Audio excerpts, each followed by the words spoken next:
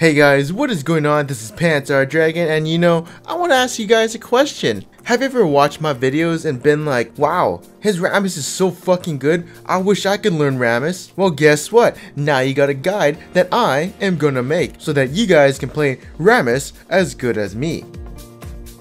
Now I know what you're thinking.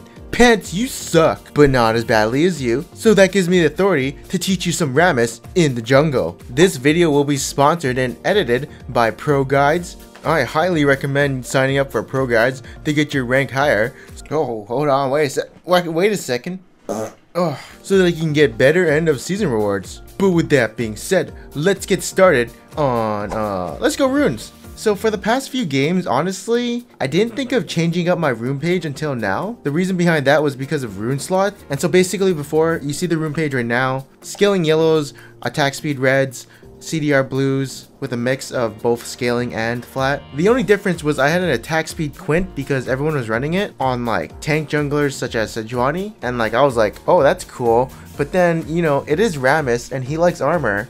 And when I was doing the first clear with 3 armor quints, I didn't really notice too much of a difference. Maybe it's like slightly lower clears, but you'll probably be more healthy at the end of it. So yeah, just go with this. I'm gonna start doing this as well. Next up is the mastery page, and looks pretty simple. And you can see in the resolve tree, I emphasize more on armor and magic resist giving masteries, because Rammus loves resist, right? But the biggest mastery I want to emphasize on is fearless. This mastery at level 18 gives you 37% more bonus armor and magic resist when you're attacked by an enemy. So in some of my games, I've seen my resist go from like 200 when I'm in W form to like 300, and I'm like, what the hell? Like, this mastery is so insane late game, it just makes you so like beefy, and well, numbers depreciate after a while, but those numbers look fucking sexy. You get like 480 armor and you're like, oh shit, I'm fucking OP for like 2 seconds, and in that 2-second frame window you're like, holy fuck, I'm cool. You can argue that you should go inside on Rammus because you like flashing into people and making those like initiations. I don't really care too much about that. So yeah, that's masteries and runes. Let's go into the first clear.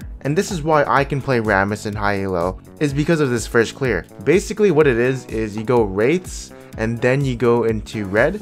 By the way, when you do wraiths, just attack the big one and let your W kill the mini ones. Your W will kill the mini ones after 2 uses of it, so it takes 12 seconds to do it. And then you go to red and smite it, and also take E level 2, because if you guys didn't know, when they had a bunch of changes on him, apparently when you use your E and your W in conjunction, the attack speed you receive on your E doesn't last for 2 seconds, and now lasts for like 8 or however long you have your W up. So that's really good. That's why you go E second.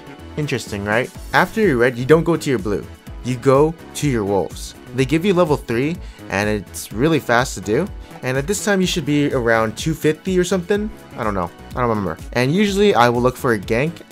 Mostly, it would be mid. The thing is, though, you want to come behind the mid laner, and they won't expect it because they'll be thinking like Rammus ganks around 310 or something. Like, it's a really unexpected gank that no one really can expect because it's so like soon. And also, when I gank mid lane, I'm usually a little bit too early because I'm trying to come behind the mid laner and I don't want to get spotted by the minions before I gank, so I just wait until the minions get to mid lane, so I have some fog of war to protect me before the enemy reacts and starts moving away when I gank him. That's very little things I do with Rammus that have actually led me to more successful ganks, and then usually after that I'll just like get blue and then basically kind of wing it and see what's going on around the map. So that's how I get a tank jungler to have a lot of early game pressure, by just doing that little early gank. I can definitely snowball off it, and yeah, I just feel very powerful and I can carry on Rammus easily with that kind of pressure. Now let's talk skill order on Rammus. I know a lot of you guys are like, Pants, you fucking suck.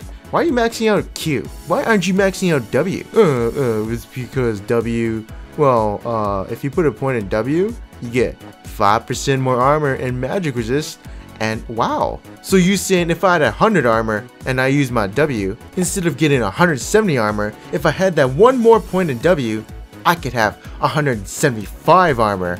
Oh shit! What? Yo, hold up. But I also get 5% more magic resist? Whoa. No fucking way, hombre. That's like buying a Doran's ring and then buying 2. Alright, let me tell you the real reason why you max out Q. Holy shit, this skill has so much benefits when you level it up. Like, the cooldown goes down by 2.5 seconds, and it goes from 16 to 6 at max rank, which is definitely so good, because this skill also gets you around the map faster. It's your mobility skill, and finally, you get more damage on it. You get 10% more slow. Oh shit, the mana goes up by 5, but you don't care about that. And also in a team fight, if it goes for a very long time, you can chase down people. If the fight is going on, then you can just use it again to knock people back or whatever every 6 seconds, so it's basically up after you get out of your W. And yeah, even though his Q's movement speed scales by Rammus's level, it doesn't really matter. You get so much benefits from it. And also I've heard people saying, why don't you max out E first? Well, 0.25 more CC duration and 5% more attack speed is horrible for putting more points into as your first ability, but as a second ability, 2.25 seconds of CC, ooh, in team fights, that's really good. But as a first point and maxing it out, that's really horrible. It's like maxing out Q on Fiddlesticks first. Bad. His ultimate's really cool. I really like it because it makes me feel really OP. But you can slow people with it now. It's just a stacking slow, to be honest. But I do like the interaction with it, so yeah, that's cool. And then once you get like Cinderhawk, dives become easy. Oh, you're so tanky. You just get a lot of mobility. Ganks become easier. Just come up behind people, ram into them, etc. Flash into them if you know they're dead. And you know what? Even if you screw up the early game, guess what? You're a tank jungler. You know what that means. Mid game, late game, haha, so funny. You get one kill, you get one little good team fight that the enemy throws, guess what? You're back in the game, and you're one of the tankiest champions around, so you're super useful mid-game and late game, and especially if you have like a Janna or Sona on your team who gives you shields, like perma shields basically, added onto your resists, you're never gonna die in team fights. There is one special pick that actually counters the shit out of Rammus, and his name I will not tell you. But I kind of did. Whatever champion I just said, if I ever see him top or support, even jungle, it's just actually really hard to deal with. Like, you can't, like, oh boy, you're so squishy whenever you play against that champion.